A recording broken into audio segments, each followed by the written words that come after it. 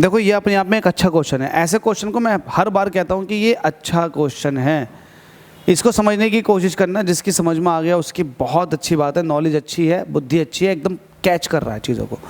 आपसे कह रहा है इसको थोड़ा सा छोटा करो, चलो ऐसे रहने दो।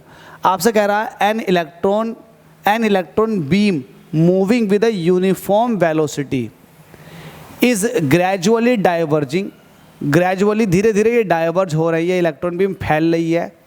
As it is accelerated to a high velocity, लेकिन जब इसकी वेलोसिटी बढ़ जाती है इट स्टार्ट्स कन्वर्जिंग, तो ये पास में आना शुरू हो जाती है। Why does it happen so, ऐसा क्यों हो रहा है, क्यों हो रहा है? देखो आप एक बात समझना, यहाँ पर दो थ्योरी काम करती हैं। एक थ्योरी है इलेक्ट्रोस्टैटिक अट्रैक्शन की और दूसरी थ्योरी है मैग्नेटिक अट्रैक्शन की, इलेक्ट्रोस्टैटिक अट्रैक्शन और रिपल्शन की। अब मुझे एक बात बताओ, लेट अस सपोज कि ये इलेक्ट्रॉनों की एक बीम है, ये इलेक्ट्रॉनों की एक बीम है, ये इस तरफ को जा रही है, और दूसरी इलेक्ट्रॉनों की बीम भी यहीं को इस तरह से मैंने बना कर दिखा दी, ये भी इधर को जा रही है। अब मुझे एक बात बताओ, अगर इलेक्ट्रॉन बीम, पहले देखो इलेक्ट्रॉन बीम जब मूव कर रही है तो इन पर कौन कौन सा फोर्स लग रहा है? एक तो लग रहा है रिपल्शन फोर्स, जो कि इलेक्ट्रोस्टैटिक रिपल्शन फोर्स है ना, निगेटिव पे जो लगता है रिपल्शन फोर्स वो लग रहा होगा। और दूसरा लग रहा है इनके चलने की वजह से, जब चार्ज पार्टिकल मूव करता है तो मैग्नेटिक फील्ड बनता। अब मैग्नेटिक फील्ड जो बन रहा है इन दोनों की वजह से वो अट्रैक्टिव नेचर का बन रहा है, वो अट्रैक्ट करने की कोशिश कर रहा है। अब यहाँ पर दो थ्योरी एग्जिस्टेंस में आती हैं।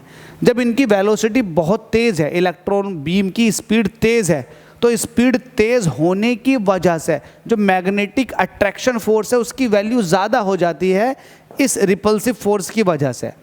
इस रिपल्सिव फोर्स की वजह से नहीं, इस रिपल्सिव फोर्स के मुकाबले में मैग्नेटिक अट्रैक्शन की वैल्यू बहुत ज़्यादा हो जाती है, जिसकी वजह से ये हाई स्पीड पर बीम एक दूसरे के पास आ जाती हैं। जब हाई स्पीड से मूव करते हैं तो एक दूसरे के पास आ जाती है, लेकिन जब ये हल्के हल्के मूव करती हैं तब जो मैग्नेटिक अट्रैक्शन है वो वीक हो जाता है और इलेक्ट्रोस्टैटिक रिपल्शन बढ़ जाता है। जब इलेक्ट्रोस्टैटिक रिपल्शन बढ़ता है तो ये बीम एक दूसरे को डाइवर्ज करती है, फैल जाती है। तो यही बात यहाँ पर लिखी हुई है, when the electron beams has a low velocity electrostatic repulsion between the electrons is stronger then the magnetic attraction between them. ठीक है, so the beam diverge, beam फैलेगी, लेकिन when the velocity becomes high, जब velocity बहुत ज़्यादा हो गई तो मैग्नेटिक अट्रैक्शन जो है बिटवीन इलेक्ट्रॉन्स वो स्ट्रोंगर हो गया। जब वो स्ट्रोंगर हो गया तो जो इलेक्ट्रोस्टैटिक रिपल्शन के मुकाबले तो बीम क्या होगी, वो बीम कन्वर्ज होना शुरू कर देगी मैग्नेटिक अट्रैक्शन की वजह से। अब किसी बच्चे को ये समझना है कि इनके चलने की वजह से मैग्नेटिक अट्रैक्शन कैसा होगा, तो भाई आप एक काम करो, जब ये इलेक्ट्रॉन इस तरफ को मूव करने के लिए जाएंगे तो इलेक्ट्रॉन मूव कर रहे हैं इस तरफ को, तो मैग्नेटिक फील्ड इस तरह से बनना शुरू हो जाएगा। तो इसका मैग्नेटिक फील्ड इस तरह से बनेगा और इसका मैग्नेटिक फील्ड भी इस तरह से बनेगा।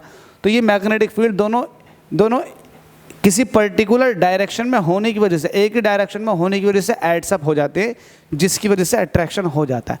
और भी डिटेल आप इसका देख सकते हैं। Thank you.